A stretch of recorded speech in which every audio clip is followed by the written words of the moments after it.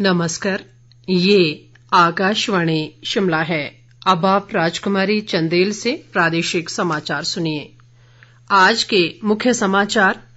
केंद्रीय मंत्री अनुराग ठाकुर ने कल से शुरू होने वाले राष्ट्रव्यापी स्वच्छता अभियान में लोगों से बढ़ चढ़कर भाग लेने का किया आह्वान।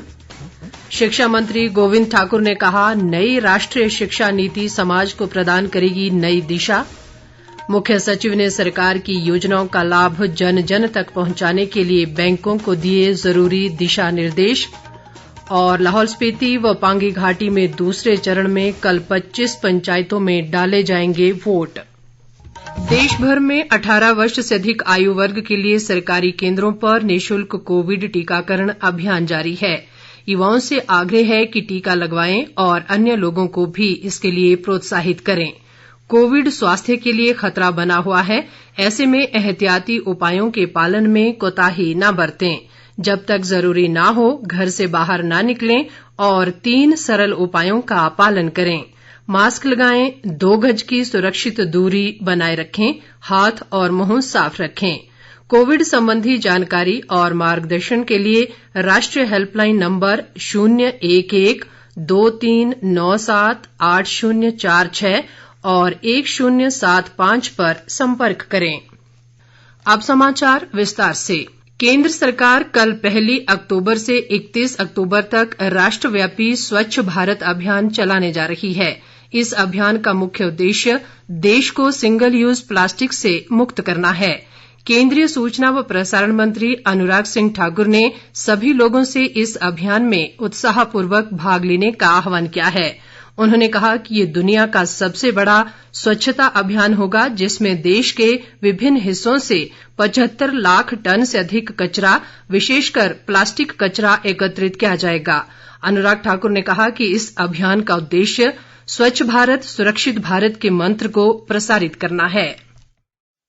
आजादी के अमृत उत्सव वर्ष में संपूर्ण देश उन महान सपूतों को याद कर रहा है जिनके त्याग एवं बलिदान से देश को आजादी मिली। कि आजादी के 75 वर्ष में हम सब मिलकर एवं आपसी सहयोग से देश को प्लास्टिक कूड़े से आजादी नहीं दिला सकते।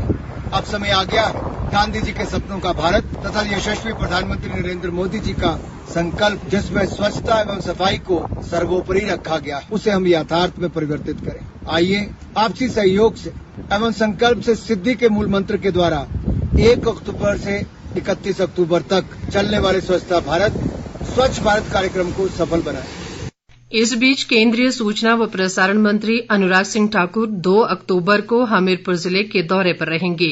वे राष्ट्रपिता महात्मा गांधी की जयंती पर सुजानपुर में रक्तदान शिविर, निःशुल्क स्वास्थ्य जांच शिविर सहित स्वच्छता अभियान कार्यक्रम में भाग लेंगे। भाजपा के एक प्रवक्ता के अनुसार अनुराग ठाकुर सुजानपुर क्षेत्र की विभिन्न पंचायतों में होने वाले कार्यक्रमों में भी शिरकत करेंगे। प्रधानमंत्री नरेंद्र मोदी कल नई दिल्ली में स्वच्छ भारत मिशन शहरी और कायाकल्प व शहरी परिवर्तन के लिए अटल मिशन अमृत के दूसरे चरण का शुभारंभ करेंगे। प्रधानमंत्री के दृष्टिकोण के अनुरूप स्वच्छ भारत मिशन और अमृत को सभी शहरों को कचरा मुक्त करने और जल संरक्षण के लक्ष्य को हासिल करने के लिए तैयार किया गया है। केंद्र सरकार के ये दोनों महत्वाकांक्षी मिशन शहरों की चुनौतियों से प्रभावी ढंग से निपटने की दिशा में महत्वपूर्ण कदम हैं और 2030 तक सतत विकास लक्ष्यों को हासिल करने में मददगार साबित होंगे। प्रदेश में उपचुनाव की घोषणा के बाद राजनीतिक सरगर्मियां शुरू हो गई हैं। मुख्यमंत्री जयराम ठाकुर ने आज मंडी जिले में सराज विधानसभा क्षेत्र के भाटकीधार में भाजपा मंडल के कार्यक्रम में पार्टी कार्यकर्ताओं व स्थानीय लोगों को संबोधित किया। उन्होंने कहा कि उपचुनाव को लेकर कार्यकर्ताओं में भारी उत्साह है और भाजपा सभी सीटों पर जीत दर्ज करने में कामयाब रहेगी। जयराम ठाकुर ने बागा, चनोगी और थुनाग में भी पार्टी कार्यकर्ताओं से बैठक की और मंडी संसदीय उपचुनाव को लेकर विचार विमर्श किया। खाद्य आपूर्ति मंत्री व हमीरपुर जिला भाजपा प्रभारी राजेंद्र गर्ग ने पार्टी कार्यकर्ताओं से केंद्र व राज्य सरकार की योजनाओं को जन जन तक पहुंचाने का आह्वान किया है। हमीरपुर में एक बैठक में उन्होंने विधानसभा चुनाव के लिए कार्यकर्ताओं से पार्टी गतिविधियां सुचारू रूप से चलाने की प्रक्रिया में जुटने का आग्रह किया। राजेंद्र गर्ग ने पदाधिकारियों से बूथ स्तर पर जनसंपर्क अभियान चलाने को कहा ताकि योजनाएं लोगों तक पहुंच सके।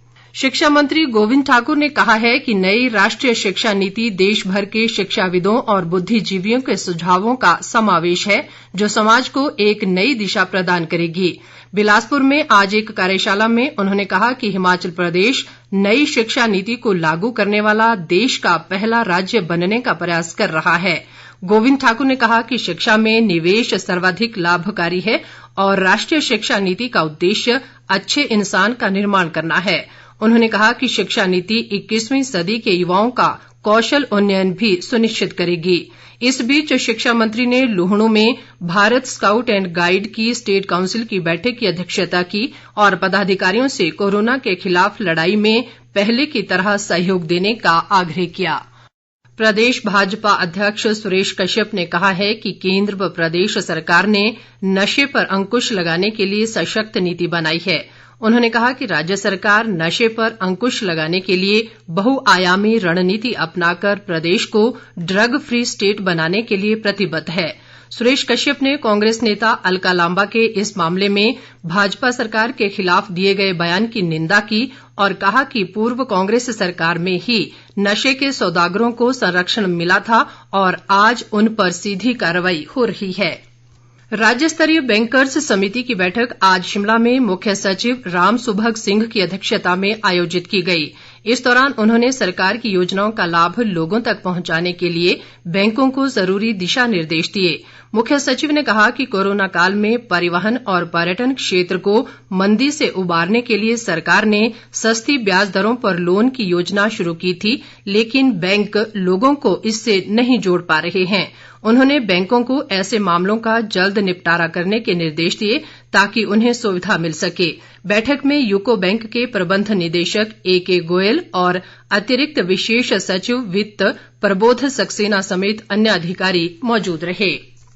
ऊर्जा मंत्री सुखराम चौधरी ने ऊना जिले के मुबारिकपुर में आज विद्युत उपमंडल कार्यालय का लोकार्पण किया।